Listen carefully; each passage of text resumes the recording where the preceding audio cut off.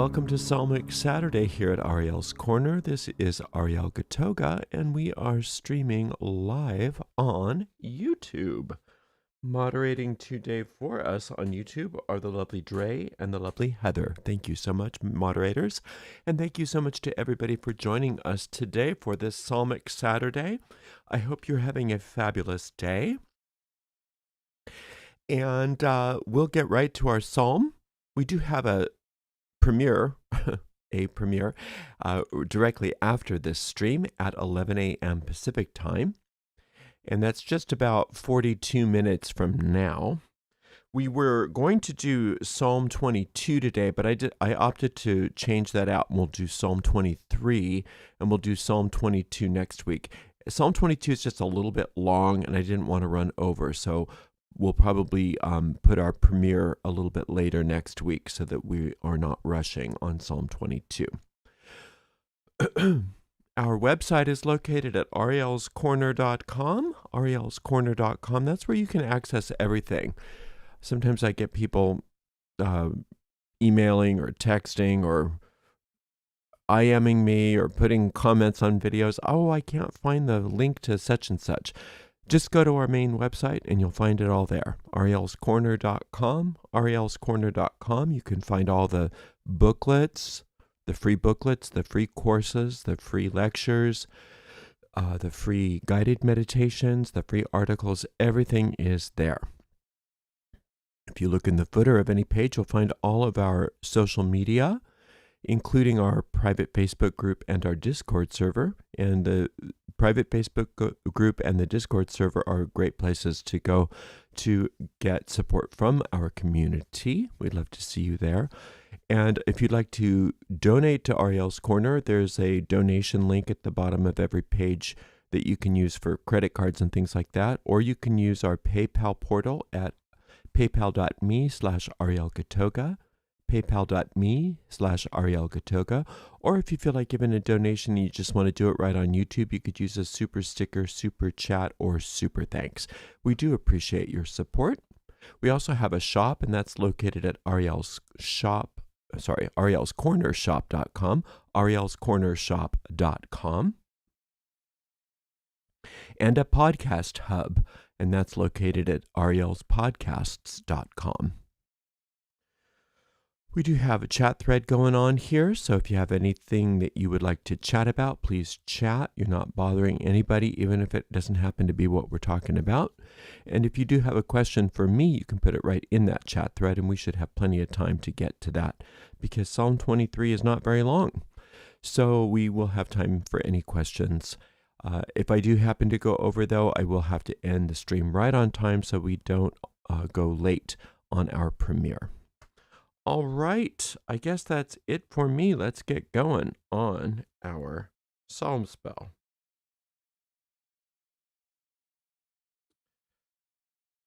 One moment, please. Get situated here. There we go.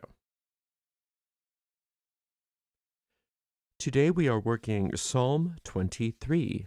Psalm 23 is one of the contractual psalms. It's one of the most well-known and popular psalms of the entire book of Psalms.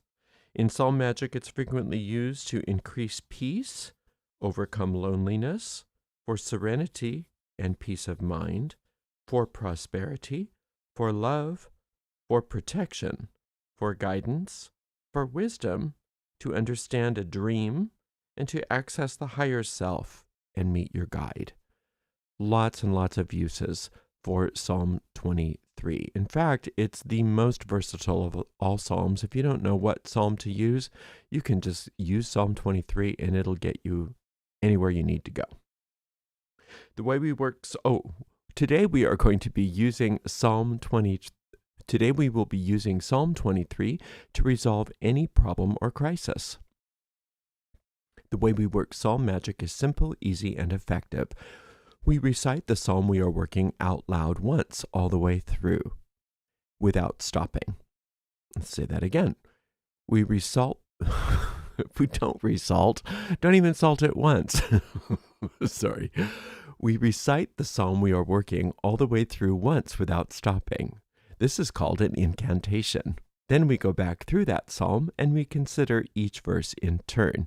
We search for hidden or occult meanings that lie behind all of the verses, that lie behind each verse.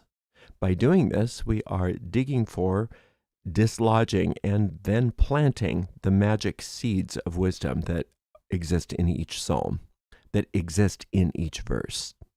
And by doing this, those seeds take root, they grow, they blossom forth, and they bear fruit after their kind.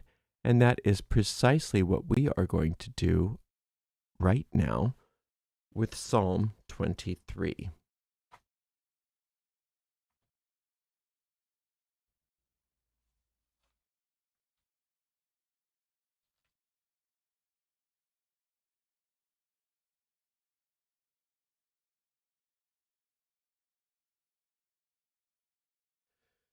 The Lord is my shepherd, I shall not want.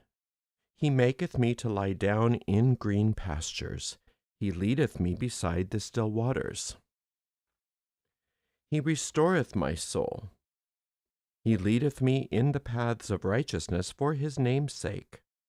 Yea, though I walk through the valley of the shadow of death, I will fear no evil, for thou art with me.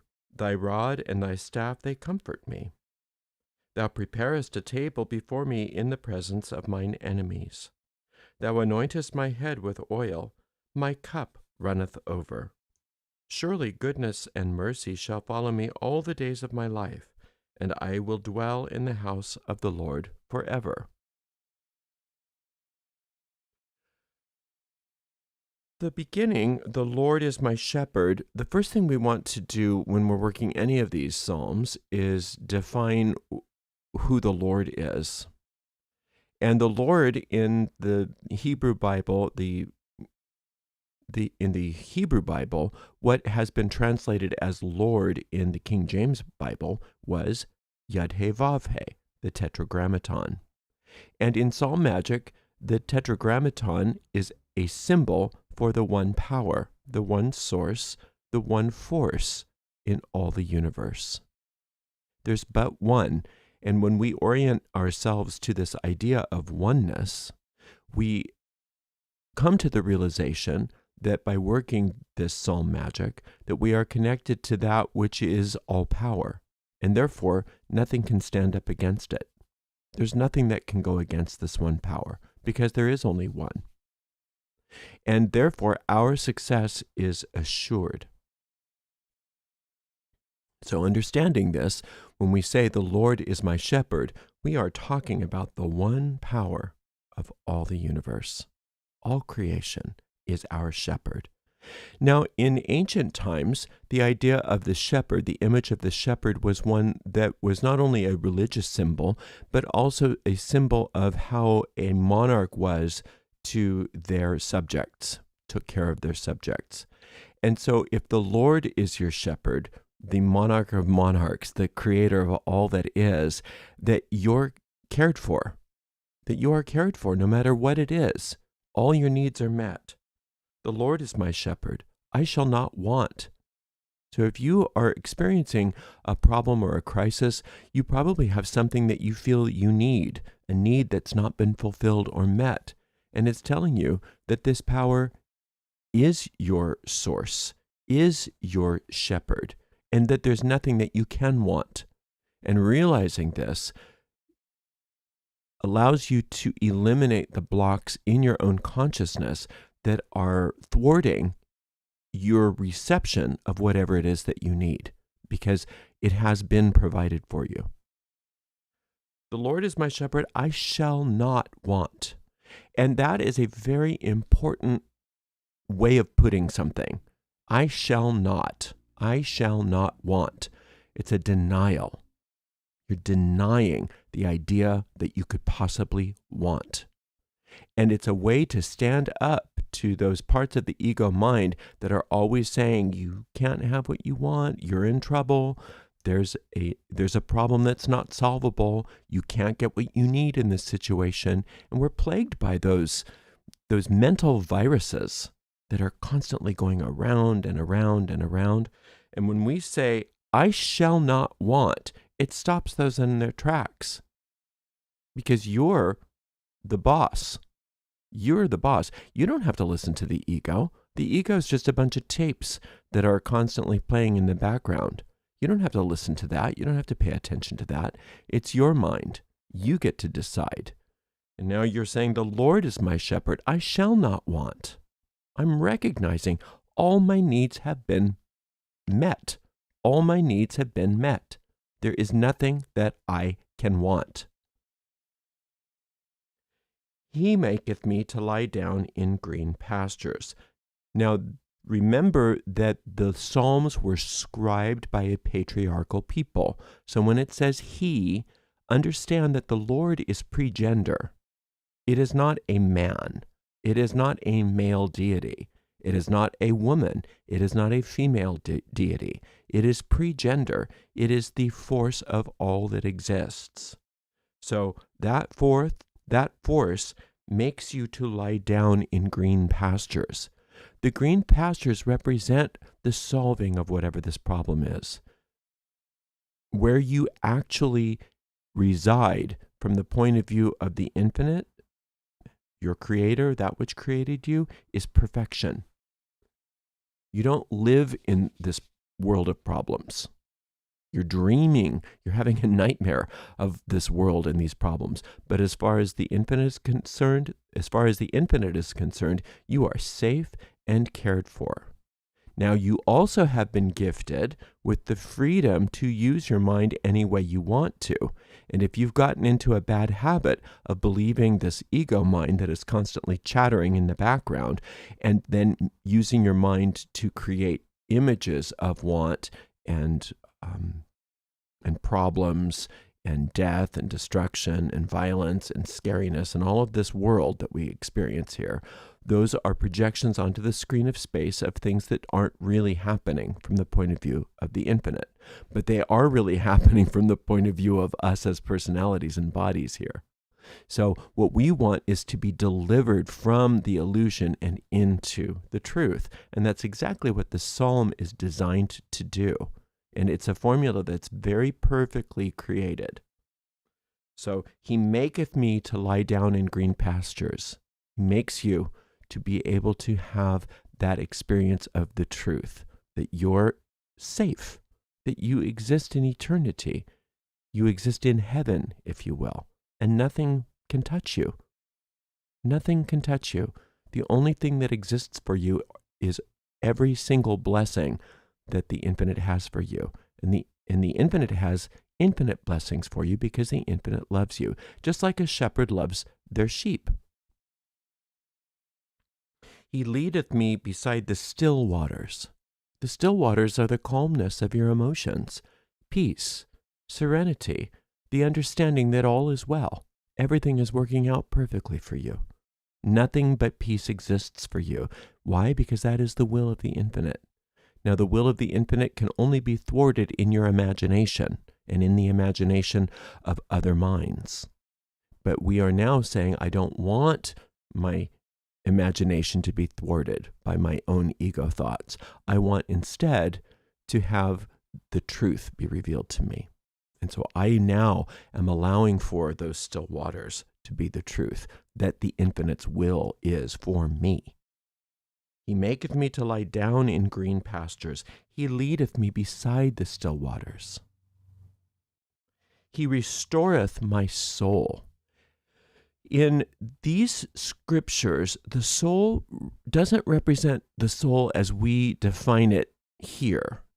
When we define the soul, we're talking about the true you that exists as an extension of the infinite.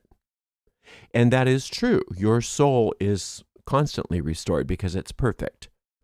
But we don't experience life as our soul here in this world. We've been snowed by the ego mind into thinking that we're separate and that we're less than and that we're powerless. And the reason why that happens is because we've programmed our deep mind, or sometimes called our subconscious mind, to believe these things. And that's what is represented by the word soul, the deep mind, the habitual mind. Now, when the Lord restores your soul, it puts it back into its factory settings, basically. And the factory settings, the way you were created, your deep mind only habituates the truth. And remember that what is projected onto the screen of space that you experience here is projected there through the habitual mind. So if your habitual mind is constantly throwing violent, scary images onto the screen of space, that's what you will be interacting with, and that's what you will believe is true. But here we're saying, no, we want the infinite to be in charge of the deep mind. We want the infinite to restore that deep mind to its truth. And then all we will experience is as the only reflections onto the screen of space, let's say that again. The only projections onto the screen of space then will be the truth. And the truth is that we are safe, that we are protected, that we are fabulous, that we're prosperous, that we are loved, all is well. Oops, sorry. Why are you doing this? There it is. Okay. So he restoreth my soul. Isn't that nice? A little reboot. He leadeth me in the paths of righteousness for his name's sake. Okay, what is the name of the Lord? The name of the Lord is the qualities of the Lord, the qualities of this force. So the qualities, we generally deal with 8 different qualities because they cover all the basic qualities of the infinite, but the names of the Lord truly are infinite. You can come up with all kinds of qualities of the infinite. But the qualities that we normally talk about are the qualities of life, the principle of life itself, soul, the qualities of soul, you as an extension of the infinite, the quality of spirit, that is that which is true and cannot be destroyed, like that which is mortal can be destroyed, it can die, it can wither, it does get destroyed, it does die, it does wither, it's temporary. But spirit is eternal, can't be destroyed, can't be harmed in any way, and truly that's what you are. You are one with that same quality of the divine. The quality of intelligence, infinite intelligence, the intelligence that makes babies come out of embryos, that cause the planets to revolve around the sun, etc. So infinite intelligence, that same intelligence is your intelligence. Quality of truth. The divine truth is more than just facts. Divine truth is the truth of who you are. And the truth of who you are cannot be thwarted. You are eternal, you are divine, you are beloved. It's really basic stuff. The truth is true, and nothing can thwart it. Divine truth, divine love, perfect love, eternal love. So the love of a mother for her child is so intense here on this earth, but that is pale in comparison to the love that the Creator has for you. And you are created out of an extension of love, out of an act of love. You are love itself. These are still the names of God. So that was the name of God called love. There's a name of God that is called law. Just like in this physical world, we have the laws of things like gravity and thermodynamics.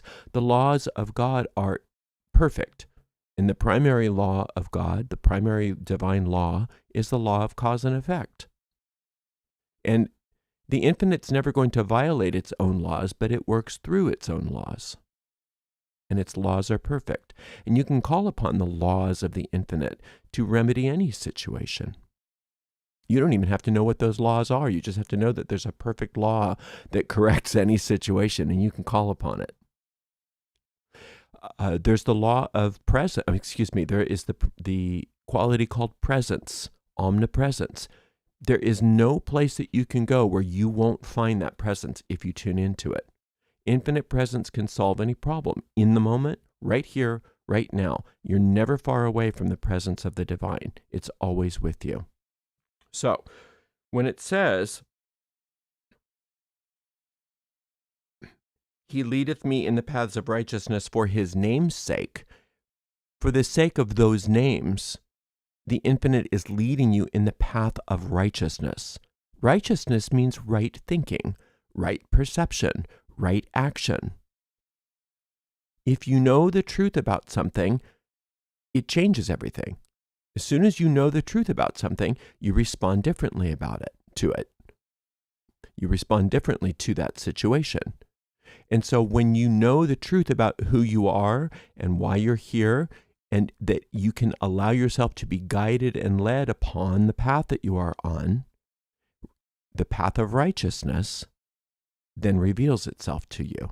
And that path of righteousness simply means going, doing, being, and having everything that solves this problem, that makes everything good for you. So he leadeth me on the paths of righteousness for his name's sake. All of those qualities are leading you on the path out of the problem and into your happiness, into your joy, and into the truth, which is the will of the infinite for you. The infinite's will for you is happiness. Anything other than that is not the will of the infinite.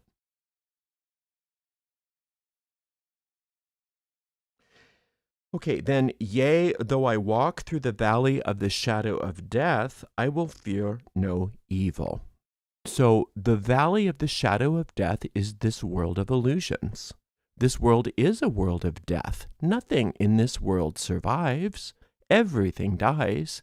Everything here is 3 dimensions. Therefore, it exists in space and time.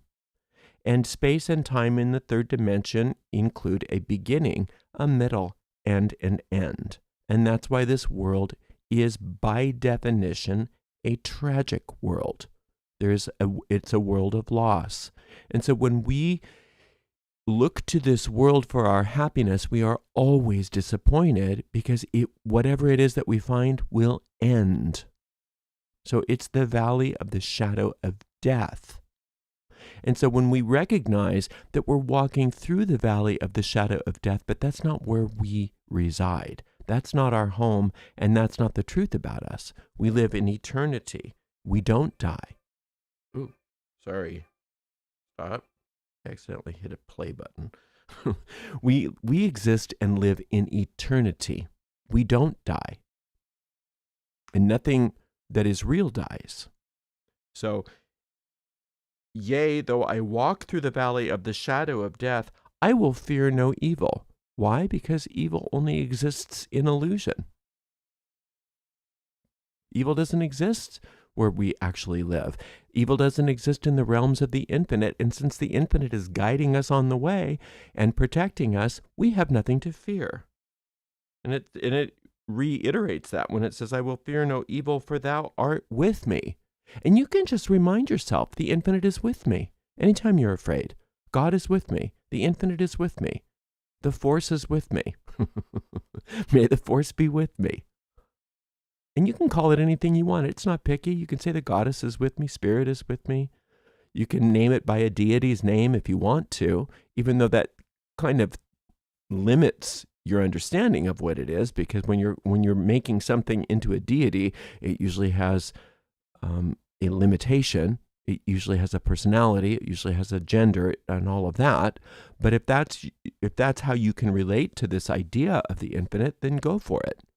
But ultimately, what we want to do when we're afraid is recognize the infinite is with me. The Lord is with me. For thou art with me. Thy rod and thy staff, they comfort me. Now, the rod and the staff are still images of a shepherd. The shepherd is guiding you with it. It has that crook that gently guides you, and it also beats off anything that might be a threat to you.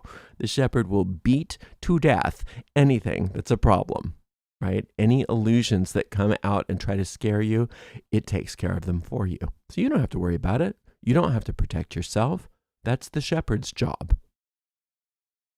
Because you don't belong here. You're traveling through. See what happened if you put yourself into the storyline of this psalm. A good way to do that is to think, well, why is the shepherd doing this in the first place? Because you got lost. You got lost. You wandered off. And the shepherd knew that you wandered off, and it's going to come and get you and take you back home, take you where you're safe. And in the journey of finding you and then guiding you back to your home, it's keeping you safe. Thou preparest a table before me in the presence of mine enemies. It's basically now that you're home, now that you're away from the problem, it's giving you different imagery. It's not really your shepherd now. Now it's showing up as the truth about who you are. The infinite has prepared a table before you in the presence of your enemies. So you don't have to worry about your enemies. You don't have to fight them. You don't have to do anything except for pay attention to the infinite, who is now feeding you and is giving you everything you need and is taking care of your enemies. And don't worry about your enemies. Your enemies are a temporary blip. And so if you can take your mind off your enemies and put your mind on the truth, which is that the infinite is caring for you abundantly, even in the midst of all of this, not only are you getting cared for, but you're cared for abundantly, lavishly, prosperously. There is nothing too good for you from the infinite's point of view. He wants to lavish you with things. Thou anointest my head with oil, and my cup runneth over. So any injuries that you think you might have had on this way, they're being cared for. Anywhere that you've gotten yourself in a mess and your fur might be messed up, if we're going back to the imagery of the shepherd for a minute, but anywhere, anything that you need is being taken care of. Any injury that you might have had, any problem that you might have had, that oil is being anointed. You are being anointed with that oil. So from the point of view of the shepherd, he's taking care of the lamb with that oil. But you as a soul, you as a being, as an extension of the infinite, that oil represents your being anointed. You're being anointed as a child of the infinite. You're the anointed one. You're that important. There's nobody more important than you to the infinite. Your problems don't have less importance than other people's problems. The infinite doesn't look at you and say, well, do you have a degree? Are you a political power? Do you have money? Are you doing anything important with your life? The infinite doesn't consider those kinds of things. The infinite looks at you and says, you are my child. You are my extension, and I'm here to care for you. And to the degree that you allow me to do that is the degree to which you will be cared for. But I've also given you free will. And if you want to try to do things all by yourself, if you want to turn away from me, if you want to go run away from me, you're allowed to do that. But I still know where you are. And it takes but an instant for me to get to where you are when you call for me. So, thou preparest a table before me in the presence of mine enemies. Thou anointest my head with oil, and my cup runneth over. Now your cup already runneth over. The infinite has nothing but generosity for you. Infinite generosity for you. And you've been given everything already. But it's up to you to receive that. It's up to you to acknowledge that. It's up to you to use your mind, tune your mind to the infinite and into the receptive understanding of that. Think of the cup as the receptacle. You must receive it. It's not up to you to fill it. It's not up to you to do anything but receive it. And once you recognize that, you could even see yourself as a cup that's being runneth over. And it's constantly being given to you, whatever you need. What's in the cup? Whatever you need. You need money? That's in the cup. You need love? That's in the cup. You need health? That's in the cup. You need safety and protection? That's in the cup. Whatever you need is in the cup, and it's running over. It's lavish. It's abundant. There's no end.